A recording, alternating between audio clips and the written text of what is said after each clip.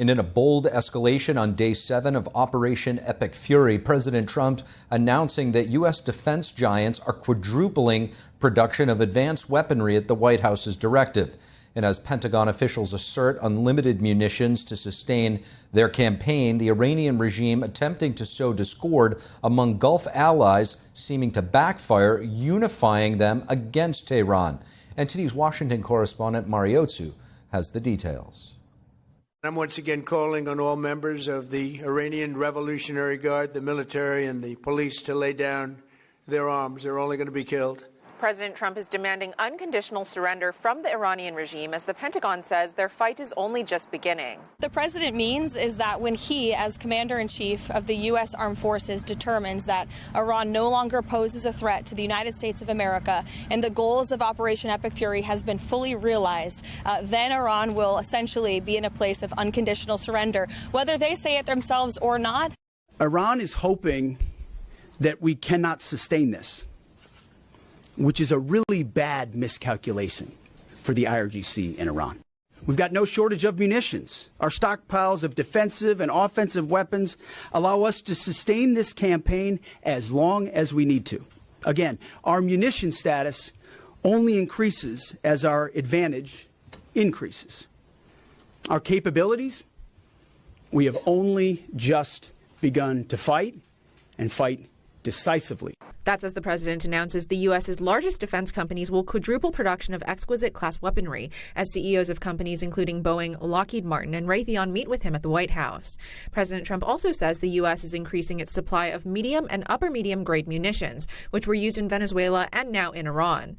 That's as the U.S. Central Command announces over 3,000 targets struck and 43 Iranian ships destroyed. President Trump and the United States military are absolutely decimating the rogue Iranian terrorist regime.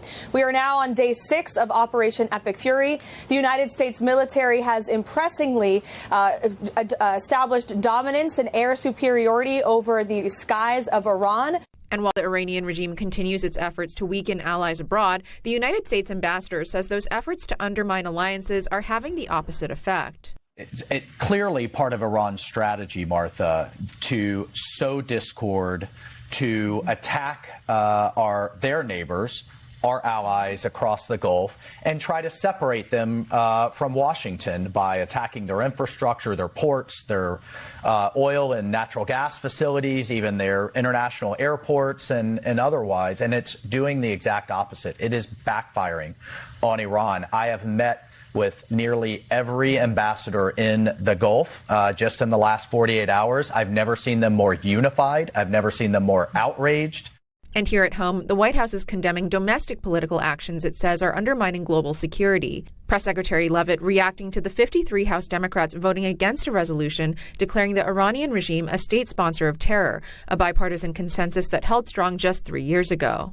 And now in 2026, you have Democrats on Capitol Hill who have been so debilitated by their derangement and their hatred for the man in the Oval Office right now that they cannot even condemn the world's leading state sponsor of terror. Why? Because they are trying desperately to try to undermine President Trump's essential action that he took to protect the United States of America.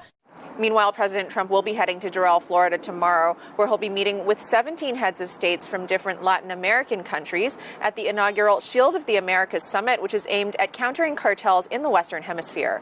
Reporting from Washington, Mariotsu, NTD News.